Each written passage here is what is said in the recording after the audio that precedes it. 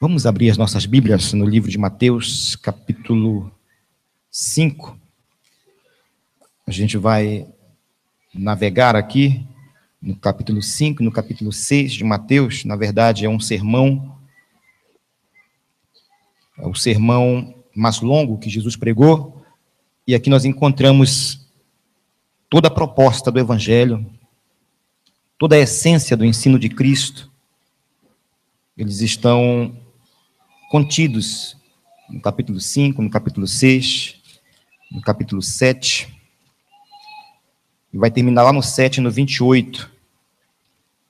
E eu gostaria de compartilhar com os irmãos algumas coisas desse sermão. Claro que o tempo não vai dar, mas a gente vai caminhar nessas águas. Mateus, capítulo 5, verso 17, vamos ler até o verso 20. Verso 17, Jesus diz assim: não penseis que vim revogar a lei ou os profetas. Não vim para revogar, vim para cumprir.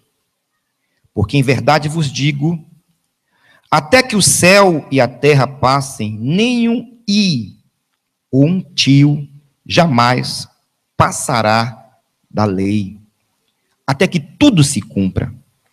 Aquele, pois, que violar um destes mandamentos, posto que dos menores, e assim ensinar aos homens, será considerado mínimo no reino dos céus. Aquele, porém, que os observar e ensinar, esse será considerado grande no reino dos céus. Porque vos digo que se a vossa justiça não exceder em muito a dos escribas e fariseus, jamais entrareis no reino dos céus. Versículo 20, eu vou repetir mais uma vez, porque vos digo que se a vossa justiça não ultrapassar, não ir além, não exceder a justiça dos escribas e fariseus, jamais. Impossível, nunca entrareis no reino dos céus. Amém? Então vamos estudar pregando e pregar estudando. Nós estamos aqui, Jesus está ensinando a sua doutrina, e no primeiro século da era cristã, Jerusalém está ali debaixo do domínio romano, mas quando os judeus vieram no cativeiro, que eles retornaram do cativeiro babilônico, eles implementaram um sistema de ensino da lei, que começou no cativeiro, que eram as sinagogas. Antes do cativeiro, o ensino em Israel era centralizado em Jerusalém, no templo, com os sacerdotes e com os levitas, os escribas, eles era concentrado em Jerusalém. Então, as pessoas tinham que ir até Jerusalém para aprenderem sobre a lei de Deus. Mas, depois do cativeiro, eles implantaram um sistema de sinagogas. A sinagoga era o lugar onde se alfabetizava as crianças judias e onde, aos sábados, se ensinava a lei de Moisés, a palavra de Deus. Quando Jesus ele chega com a sua mensagem, com o seu evangelho, a lei já havia sido difundida, já estava na ponta da língua todos os 613 preceitos que Moisés havia dado, que Deus havia dado a Moisés no Sinai. Deus deu a Moisés no Sinai 613 preceitos, 10 escritos em pedras, e os 613 Deus mandou que Moisés escrevesse num rolo, chamado rolo da lei. 365, não farás, não farás para cada dia do ano, tem um mandamento onde Deus diz não farás, e 248 mandamentos de farás, que representam os 248 órgãos do corpo humano, segundo a medicina judaica. E esse ensinamento havia sido divulgado naquele contexto histórico, mas surgiram seitas entre o judaísmo, como os fariseus, como os saduceus, como os essênios, até uma parte dos zelotes também representava uma espécie de seita. Essas seitas, elas começaram a deturpar e a criar emendas em cima daquilo que Deus havia dado. Deus havia ordenado, não adulterarás. Aí eles criaram emendas, então não pode comercializar com mulher. Até hoje, nos países árabes é assim. Então, não pode falar com uma pessoa que não é sua parente. Então, mulher não pode ir para a rua vender. Então, eles começaram a criar emendas em cima da lei. Eles começaram a criar cercas em volta da lei. Eles começaram a fugir do sentido da lei. O sábado foi instituído para que o homem tivesse um relacionamento com Deus, e eles criaram uma série de regras no dia de sábado, coisas absurdas. Inclusive, se uma galinha colocasse um ovo no sábado, na segunda não se podia comer aquele ovo, porque ela fez força, fez trabalho. Você tem uma ideia de como a nossa mente é criativa, como a mente do homem é criativa. E nesse momento, Jesus está sendo acusado de querer corromper a lei com a sua nova doutrina. Jesus está sendo acusado pelos fariseus, pelos saduceus, pelos escribas. O Senhor está querendo mudar aquilo que Moisés falou. E Jesus então começa a traçar esse sermão, que começa no capítulo 5, termina no capítulo 7. Ele começa a aprofundar e a trazer o sentido da lei do Senhor, o sentido da vontade de Deus. Porque uma coisa é a letra da lei, repita, letra da lei. A letra da lei é o texto, é a gramática, é a escrita, é o manuscrito do texto. Outra coisa completamente diferente é o espírito da lei. Não estou entendendo, pastor. Simples. Uma certa escola colocaram uma lei que os alunos só poderiam entrar com crachá. Diga crachá, né? Aí o aluno chegava na portaria com crachá. Aí o texto da lei dizia o seguinte: sem crachá o aluno não poderá entrar. Esse era o texto da lei, a letra da lei. Aluno só pode entrar com crachá. Na última prova do ano, na última prova do ano letivo, chegou a Mariazinha. A Mariazinha era a última prova dela, não tinha outra oportunidade. E ela esqueceu o crachá. E o porteiro conhecia a Mariazinha, ela estudou ali desde a quinta série, desde o primeiro ano.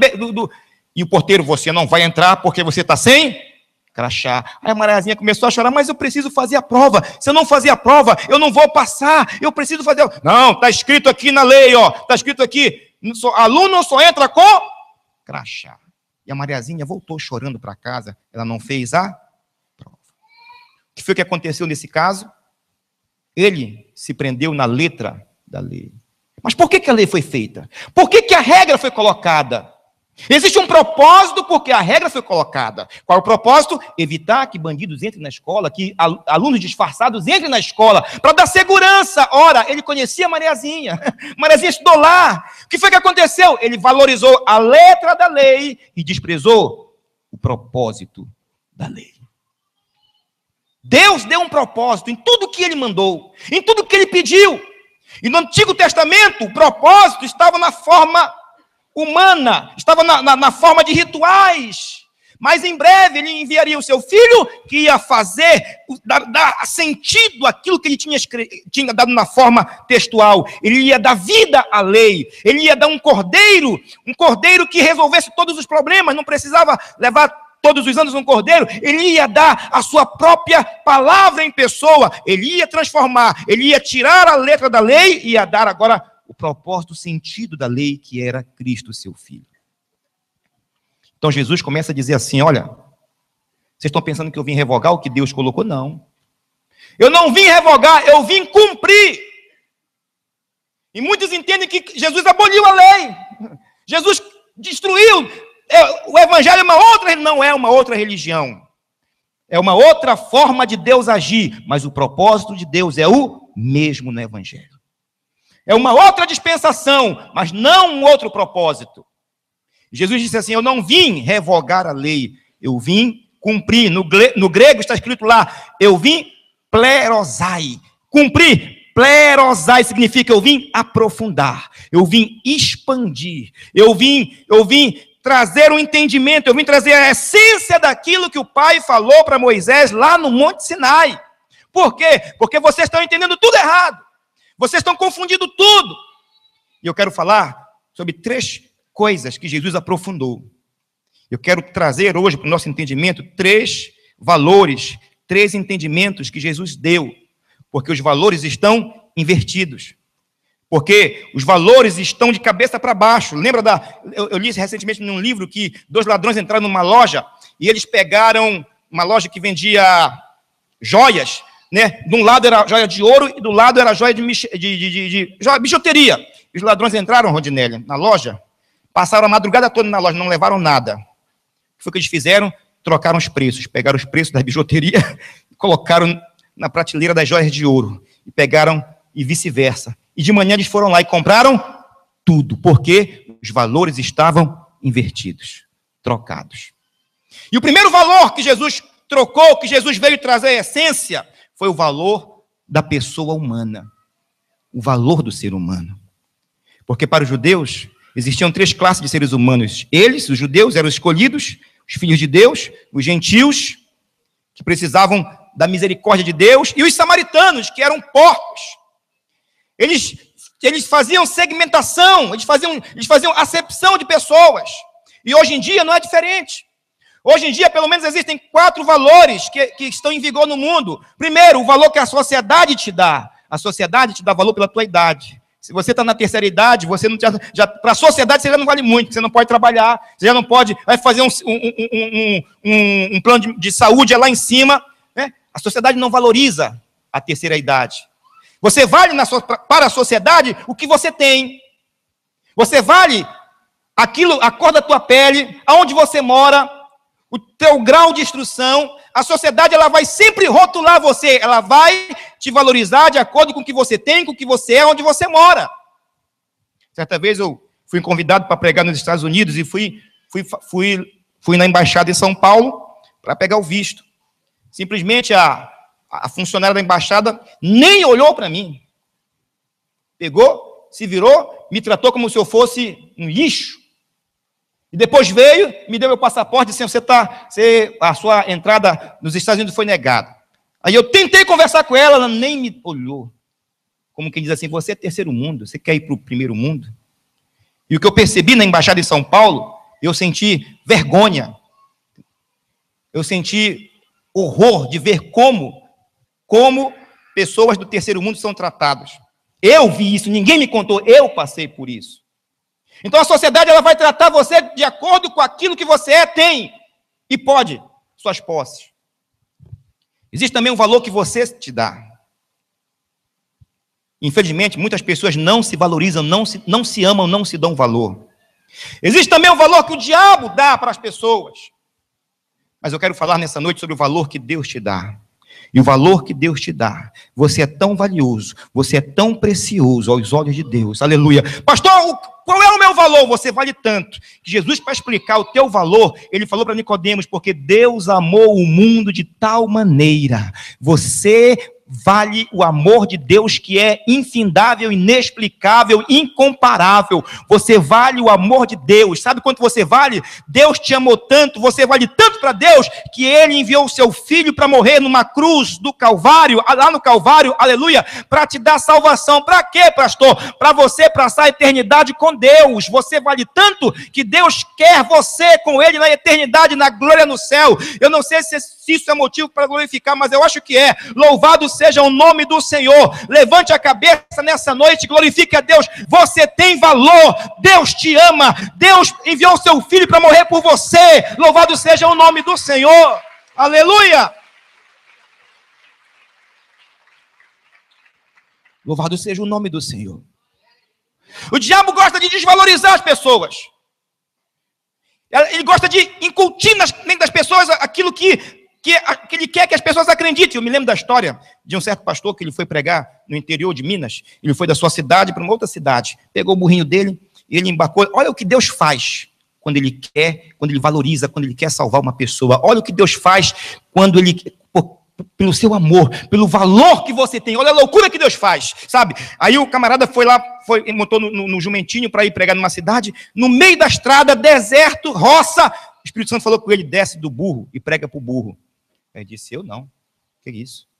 Pensou que era da cabeça dele. Aí ele foi no burrinho dele, bora burrinho, e Deus falou, desce do burro e prega para o burro. E ele não quis fazer isso. E Deus falou com ele com voz mais forte, desce do burro e prega para o burro. Aí ele entendeu que era Deus. Mas Deus, isso é loucura. Deus disse, prega para o burro. Ele sentiu o Espírito Santo falar com ele. Ele desceu do burro, pegou o chapéu dele, colocou no burro e começou. Burro, você tem que aceitar Jesus. Burro, aceita Jesus. olhava para ver se não tinha ninguém olhando, e ele continuou pregando. E sabe como é que é pregador, irmão? Pregador, depois que começa a pregar, depois ele se empolgou e começou: burro, aceita Jesus. Você só é um burro porque você não tem Jesus. Mas burro, o dia que você aceitar Jesus, Jesus vai te restituir tudo aquilo que o diabo levou. Jesus vai te dar um nome. Jesus vai te exaltar. Jesus vai te valorizar. Jesus vai te colocar entre os grandes. Burro, aceita Jesus. Você só é um burro porque você não tem Jesus. Mas se você aceitar, ele começou a pregar: burro, Jesus te ama. E o dia que você aceitar Jesus, até burro você vai deixar de ser. Você vai ser um príncipe para Deus. Ele pregou. Para a tristeza dele, irmãos, o burro não se converteu. Chegou em casa, não falou para a mulher. Depois ele voltou. E que ele esqueceu? 30 anos depois, ele vai na mesma cidade. 30 anos depois, ele já está velhinho. Era a festa da igreja, um festão. E festa no interior, você sabe como é que é, né, irmão? É muito legal. Festa aí no interior de Minas, então, nessas igrejas do interior, é sanfona, é pandeiro, é os irmãos com uma gravata quadriculada, assim, desse tamanho assim, sabe? É criança dormindo no banco, é boi assando lá fora, é churrasco, entendeu? É muito legal. E ele estava lá, aí o pastor foi dar o testemunho dele, o pastor da igreja, ele diz assim: irmãos, há 30 anos atrás, eu era o homem mais rico dessa cidade, eu tinha muitas coisas aqui, eu tinha bens, eu tinha Scanias, tratores, mas eu perdi tudo no jogo. Eu não era crente. Eu perdi meu equipamento, eu perdi caminhões, tratores, e eu cheguei à miséria até que minha esposa me abandonou. E quando eu estava na miséria, perdido na minha fazenda, a fazenda eu tinha que vender, o diabo chegou comigo e disse assim: olha, você é um burro. Você é um burro porque você perdeu tudo e você tem que se matar, você é um burro. E ele dizia: eu ouvi a voz do diabo para mim: você é um burro, você tem que morrer. E aí, dando testemunho dele, eu fui lá no local da fazenda, peguei uma corda e fui para a beira da estrada.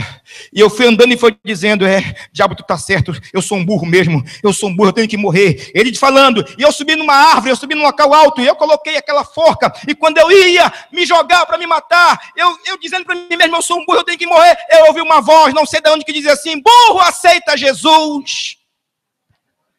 E ele olhou, e eu olhei, e eu não sabia o que era aquilo. E quando eu tentei me jogar de novo, a voz veio: burro, aceita Jesus, porque se você aceitar Jesus, Jesus vai te restaurar, Jesus vai te dar tudo de novo, Jesus vai te dar tudo aquilo que o diabo levou, Jesus vai te exaltar, Jesus vai te colocar entre os príncipes. Você tem valor, você é filho de Deus, você é filho de Deus, você não é um burro, você não é um imbecil, você não é um idiota, você é filho de Deus, você é filho de Deus, aceita Jesus. E ele aceitou Jesus. É isso que Deus faz. Aleluia. Levante mais uma vez a tua mão para o céu e agradeça a Deus. Aleluia. Você tem valor. Você é feito à imagem e semelhança de Deus. Louvado seja o nome do Senhor. Você tem valor. Eu não gosto de fazer isso, mas eu estou sentindo vontade de fazer. Fale para pelo menos 3 ou 4 pessoas. Diga assim: levante a sua cabeça. Você é um vencedor.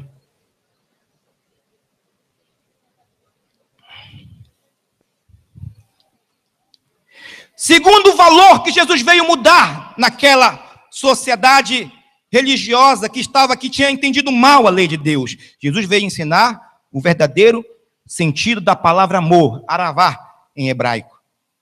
Jesus começa a falar para eles, e Jesus vai falar aquilo que está lá no capítulo 5, 43, que diz assim: ouviste o que foi dito, amarás o teu próximo e odiarás o teu inimigo. Eu, porém, vos digo, amai os vossos inimigos e orai pelos que vos perseguem, para que vos torneis filhos do vosso Pai Celeste, porque ele faz nascer o seu sol sobre bons e maus, e vir chuva sobre justos e injustos, porque se amardes os que vos amam, que recompensa tereis, ou tendes? Não fazem os publicanos também o mesmo? Ou se saudardes somente os vossos irmãos, que fazer de mal?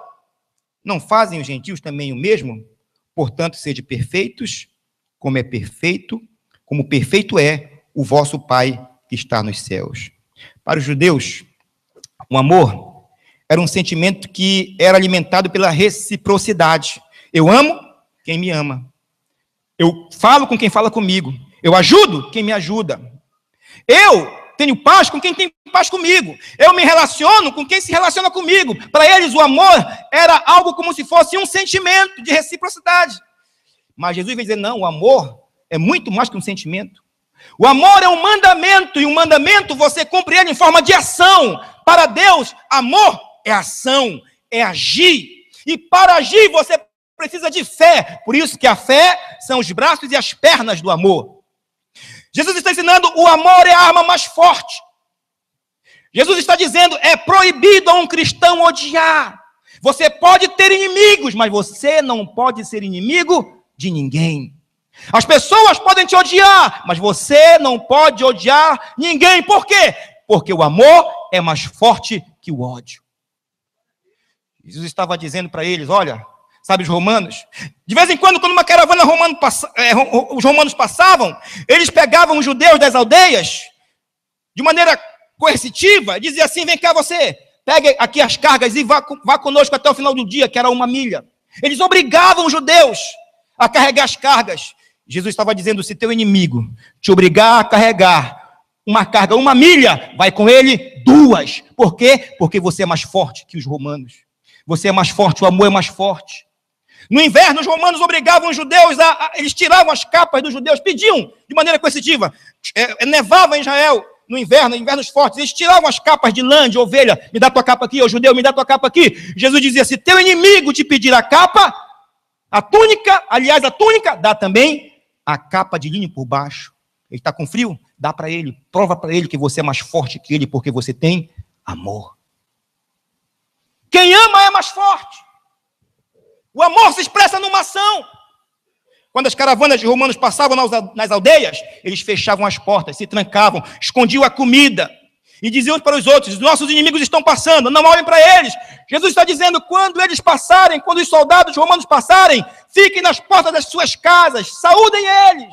Orem por eles, abençoem eles. Se pedirem comida, dão de comer. Se pedirem água, dão de beber. Por quê? Porque vocês são mais fortes que os vossos inimigos romanos. Vocês têm amor, o amor de Deus no coração.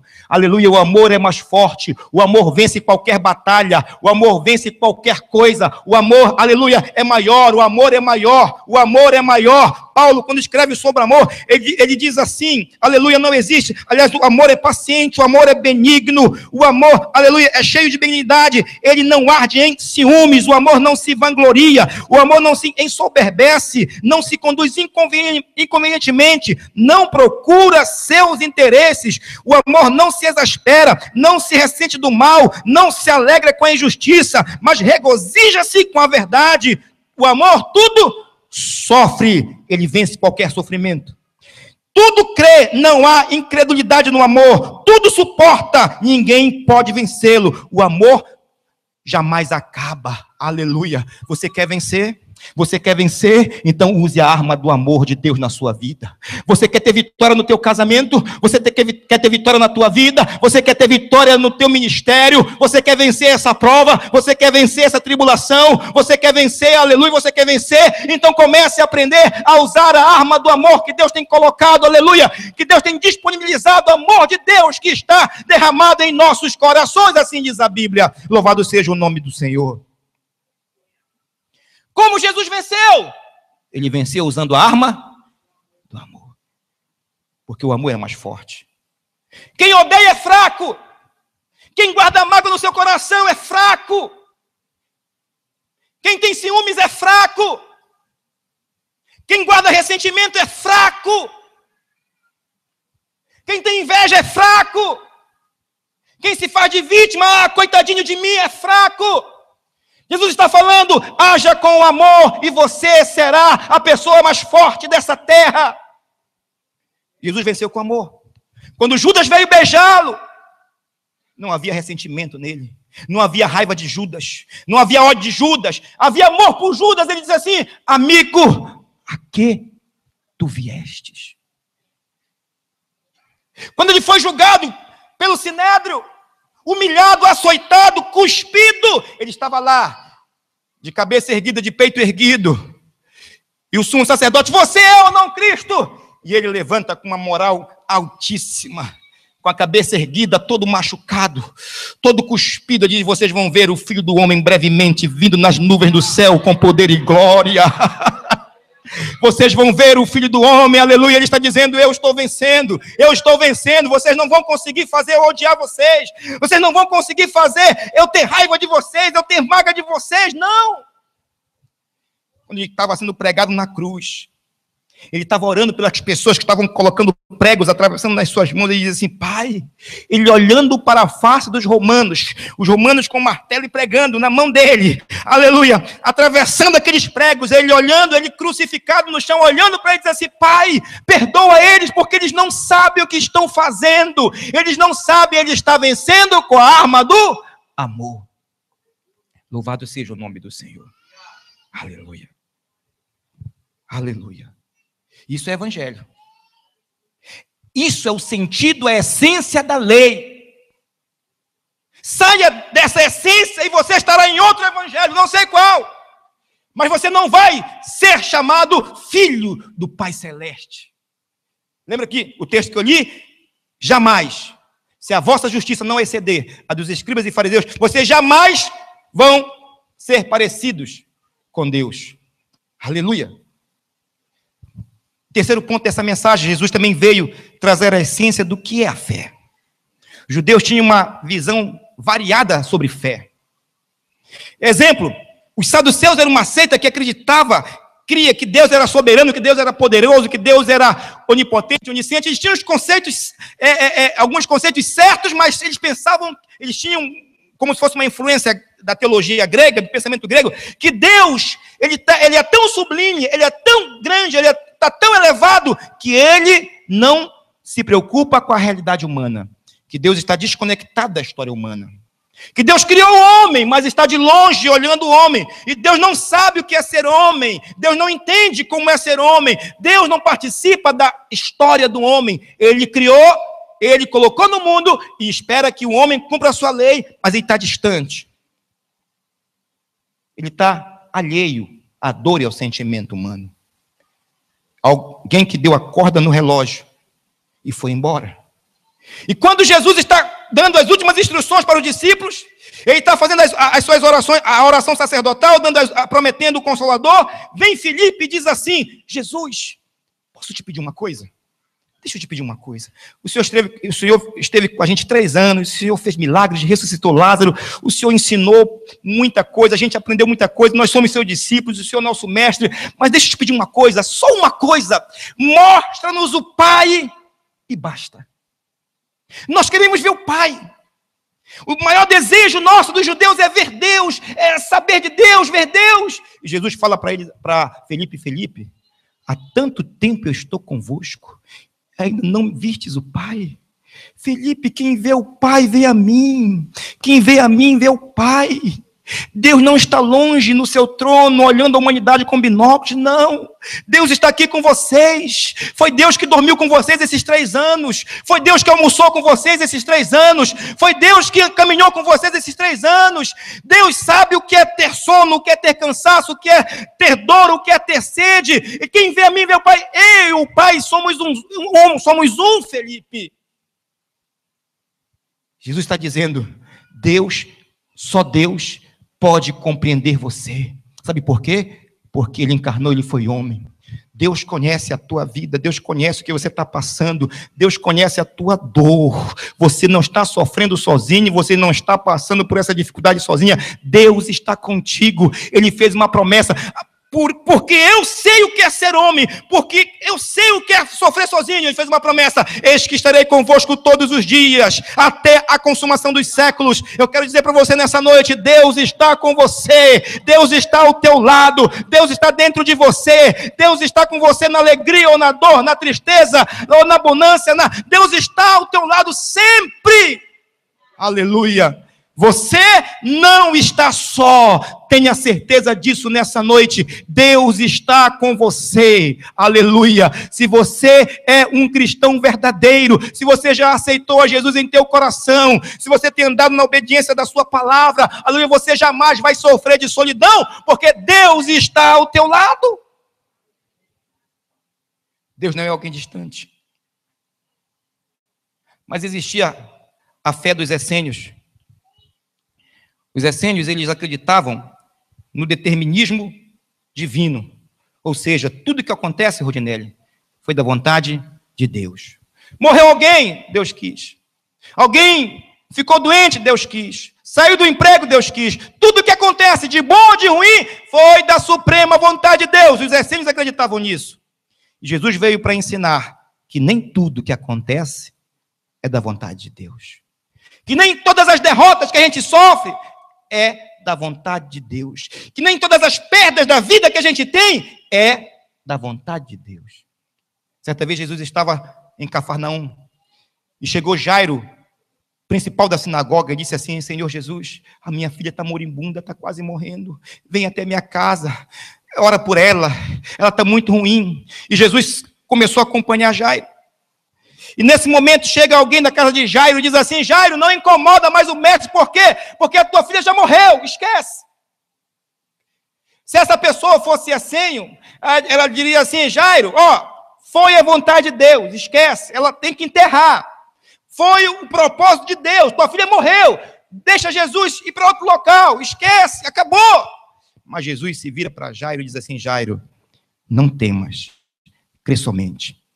Tem coisas que é da vontade de Deus, mas tem coisas que não é da vontade de Deus. E para mudar essas coisas que não é da vontade de Deus, é da vida, aleluia, você tem que usar fé, Jairo. Crê somente. Crê em mim, que eu vou mudar essa realidade. A fé também serve para mudar as realidades da vida, aleluia. Jairo começou a acreditar, e Jesus foi até a casa de Jairo, e Jesus deu a ordem para aquela garota, e aquela garota ressuscitou, aleluia. Por quê? Porque a fé, aleluia, Deus está dizendo: olha, a fé eu estou dando para vocês, não para vocês confiarem em mim, não, a fé não foi dada para confiar em Deus, a fé foi dada para você conhecer a Deus, porque você só vai confiar em quem você confia, em quem você só vai confiar em quem você conhece. Por isso Jesus veio, para que nós conheçamos a Deus. Quer conhecer a Deus? Conhece a Jesus.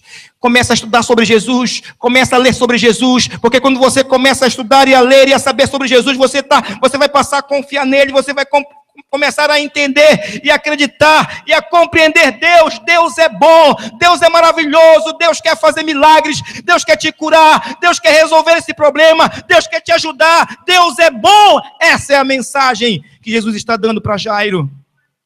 Jairo, Deus é bom, a vida levou, mas Deus vai trazer de volta.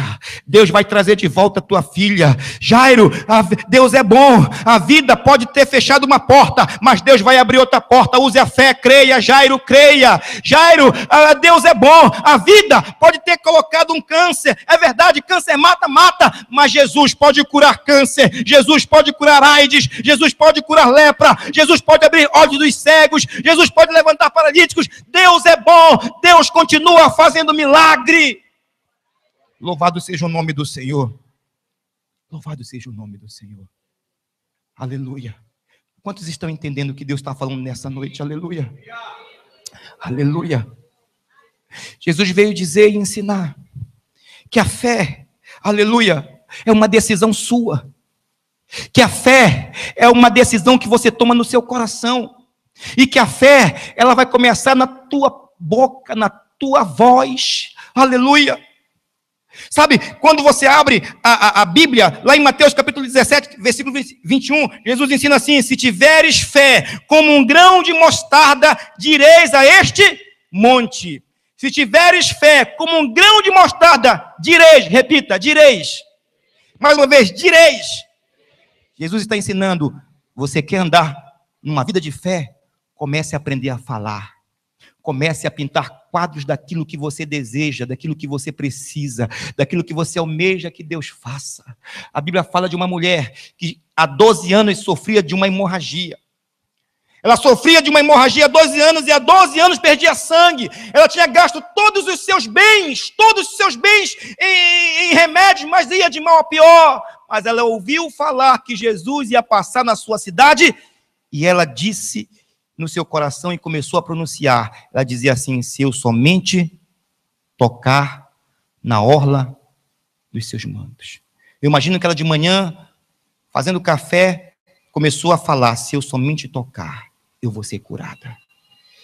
Na hora do almoço, se eu somente tocar, se eu somente tocar, Se eu somente tocar, a tua vitória começa na tua boca. Aleluia. Deus está te ensinando nessa noite. Ele quer mudar a tua vida. Ele quer te abençoar. Ele quer te curar. Ele quer fazer uma obra grandiosa. Aleluia. Mas enquanto a tua boca só pronunciar pessimismo, só pronunciar derrota, só pronunciar crise, só pronunciar dúvida. Aleluia. A dúvida não vem de Deus. A dúvida não leva a nada. A dúvida atrai derrota. A dúvida atrai desgraça. Deus está te ensinando nessa noite. Você precisa começar a dizer, aleluia, o meu marido vai ser salvo em nome de Jesus, o meu filho vai ser liberto das drogas em nome de Jesus, eu vou ver um dia o meu filho na igreja, eu vou ver um dia meu marido na igreja, eu vou ver a minha filha na igreja, eu vou ter a minha vitória, quando você começa a dizer, o teu coração vai produzir fé, aleluia, e a Bíblia diz que sem fé é impossível agradar a Deus, porque aquele que se aproxima de Deus tem que crer que Deus é bom, que Deus ele dá galardão, que ele abençoa, que ele recompensa quem busca ele. Louvado seja o nome do Senhor. Tenha fé em Deus, fale, expresse o teu desejo, aquilo que você precisa, porque Deus é bom, Deus é Pai. Deus é Pai. Às vezes perdemos essa noção que Deus é nosso Pai. Jesus disse: se vós que sois maus, sabeis dar boas dádivas aos vossos filhos, que dirá o vosso Pai celestial? Deus é bom. Mas ele disse assim: pedi, dar-se-vos-á. Batei, que a porta vai se abrir. Porque aquele que pede, recebe, o que busca, acha. Por que Jesus está ensinando isso? Ele está ensinando porque Deus quer te ensinar a ser perseverante, a ser insistente, a não desistir. É muito triste, irmãos. É muito triste você ver gente desistindo da fé. É muito triste você ver gente desistindo da bênção. A bênção está próxima, a vitória está próxima, mas por falta de fé, por falta de acreditar que Deus é bom, a pessoa desiste.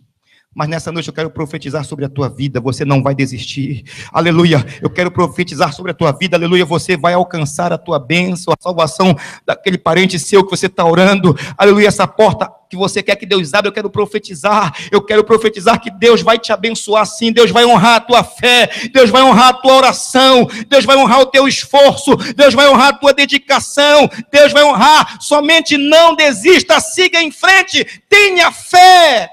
Louvado seja o nome do Senhor. É isso que Jesus está ensinando. Por último, existia a fé dos fariseus. Diga, fé dos fariseus. Esses eram os piores. De todos esses aqui, eram os piores. Porque os fariseus, eles pregavam e ensinavam que os nossos erros são maiores e mais graves e ultrapassam o amor de Deus. Era essa a teologia deles. Você não pode errar, dizia o fariseu. Você tem que obedecer a Bíblia, a Torá, os mandamentos, para Deus te aceitar, para você poder ter a vida eterna. Só tem um detalhe: você não pode errar. Porque os nossos pecados, diziam eles, são mais fortes, são maiores que o amor de Deus. Jesus vem ensinar totalmente ao contrário. Jesus vem dizer: não há nada maior e mais forte que o amor de Deus por um pecador. Não há nada maior nesse mundo que o amor de Deus por um pecador arrependido, por um pecador contrito, por alguém que se arrepende dos seus pecados. Não há nada maior. Aleluia. Jesus vem nos ensinar que o amor de Deus não pode ser frustrado. Nenhum pecado que você possa cometer pode frustrar o amor de Deus por você.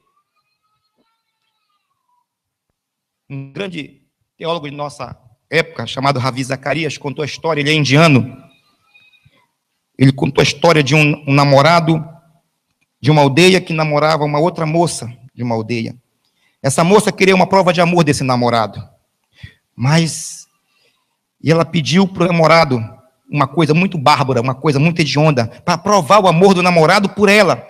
A moça disse assim: se você me ama verdadeiramente e quer casar comigo, eu quero que você traga na minha mão o coração da sua mãe, que você mate a sua mãe e traga para mim.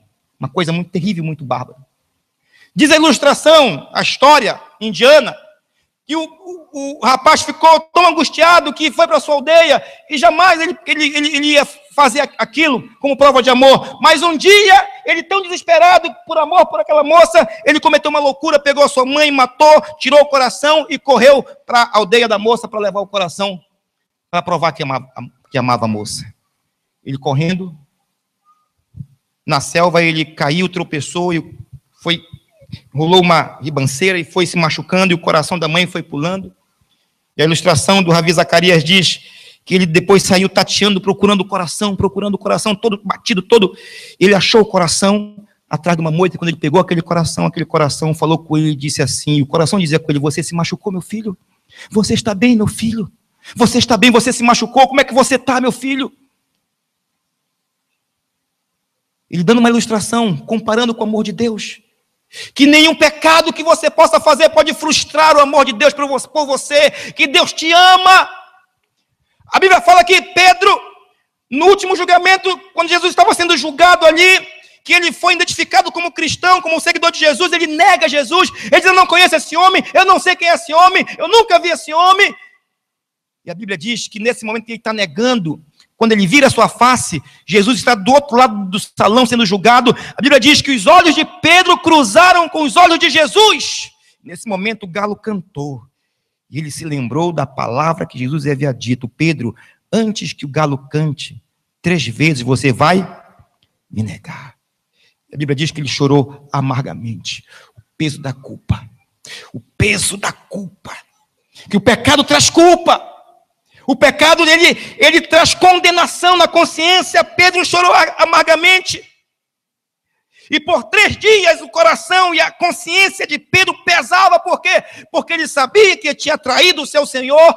Fez promessa de não trair. Traiu de uma forma mais absurda na frente de uma empregada. De uma forma mais vergonhosa. Ele traiu. Pedro não tinha coragem de olhar no espelho. Pedro, pelo seu pecado, não tinha coragem de pegar numa Bíblia. Pedro, pelo seu pecado, não tinha coragem de olhar para os outros. Mas depois de 3 dias, Jesus ressuscitou. E quando Jesus ressuscitou, Jesus chama aquelas mulheres que foram ao sepulcro e dão o seguinte recado: diga para os meus discípulos que vão para a Galileia. E diga a Pedro que vá também. Alguns dizem que se Jesus não tivesse dito esse detalhe sobre Pedro, ele não iria. E lá na Galileia, eles foram pescar. E Jesus apareceu na beira da praia. E Pedro reconheceu, a Bíblia diz que Pedro pulou na água de alegria, se esqueceu do seu pecado e foi em direção a Cristo. E Jesus estava na beira da praia. Jesus estava preparando um almoço. Jesus estava esperando Pedro. Por quê? Porque Jesus queria perdoar Pedro. Porque o amor de Deus é muito maior que os seus pecados. O amor de Deus é muito maior, é muito mais forte. Pedro chega lá, eu imagino Pedro meio envergonhado, meio sem jeito, porque a última vez que ele viu Jesus foi na hora da traição. Jesus está ali olhando para ele. Eu vou transliterar o texto em grego, para a gente ter uma ideia do que aconteceu. E Jesus, como se fosse no português, perguntou para Pedro: Pedro, tu me amas? E Pedro olhou para Jesus e disse assim: Senhor, eu gosto do Senhor. Ele não teve coragem de dizer que amava. E pela segunda vez Jesus perguntou: Pedro, você me ama? No grego, agapau. E Pedro responde: filéus. Senhor, eu gosto. Mas Deus te ama tanto. Deus ama tanto o pecador. Deus te ama tanto que Deus desce ao nível de Pedro e fala assim: Pedro, tu gosta de mim? Quando Jesus pergunta para Pedro: tu gosta de mim, Pedro? É esse teu amor? O coração de Pedro se quebra e ele começa a dizer: Senhor, tu sabes que eu te amo, tu sabes que eu te amo, eu pequei, eu te traí, e o meu amor por ti foi frágil, mas eu te amo, eu quero te seguir, eu quero renunciar ao mundo, eu quero ser o teu discípulo, eu quero uma restauração, eu te amo. Louvado seja o nome do Senhor. E Jesus perdoou Pedro ali. Jesus restaurou Pedro ali. Não há pecado que Deus não possa perdoar. Não há situação miserável, não há situação confusa que você tenha se metido que Deus não possa te tirar. Não há engano, não há tragédia humana, não há tragédia pessoal que Deus não possa consertar. O amor de Deus está acima. Deus te ama. E Ele marcou esse encontro contigo para te trazer para perto dEle. Ele marcou esse encontro contigo para dizer, olha, eu amo você e eu quero você na minha casa, eu quero você me adorando, eu quero você orando, eu quero você em comunhão comigo. Eu posso te perdoar. Os pecados que você cometeu, eu posso perdoar. Eu já derramei o meu sangue, e o meu sangue pode lavar qualquer pecado. Seja aborto, seja assassinato, seja assalto, seja mentira, qualquer pecado. O sangue de Jesus Cristo pode te purificar de qualquer pecado. Para isso, Ele só cobra uma coisa: arrependimento. Que você se arrependa hoje. Que você reconheça, eu preciso de perdão. Que você sinta no seu coração, eu preciso mudar de vida, eu preciso sair dessa vida, eu preciso me aproximar desse Deus maravilhoso que enviou o seu Filho. Eu preciso usar essas armas que esse pregador está falando, a arma do amor, a arma da fé. Eu preciso ter uma nova vida, eu preciso de Deus. Eu preciso de Deus. Quero te convidar nesse momento a curvar a tua cabeça. Aleluia. Não sei se tem algum músico aqui, tecladista. Aleluia. Eu quero convidar a igreja agora a interceder por aqueles que estão nessa noite aqui e que a palavra de Deus caiu e que agora está havendo uma briga entre o espírito e a carne dizendo não, dizendo o outro culto você decide, outro ano que vem você ainda tem muita coisa para fazer, você ainda tem muita coisa para curtir, mas uma parte de você está dizendo assim, eu preciso desse Cristo, eu preciso do Evangelho, eu preciso mudar de vida, eu preciso usar as armas do amor, eu preciso exercitar a minha fé, eu preciso de salvação, eu preciso de perdão, Deus me ama.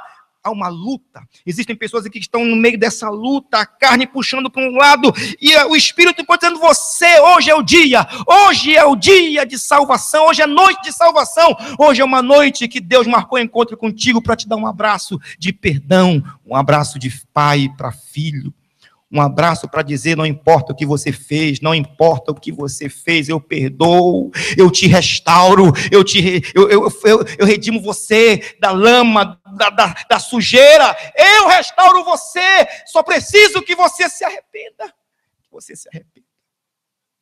que você venha a mim.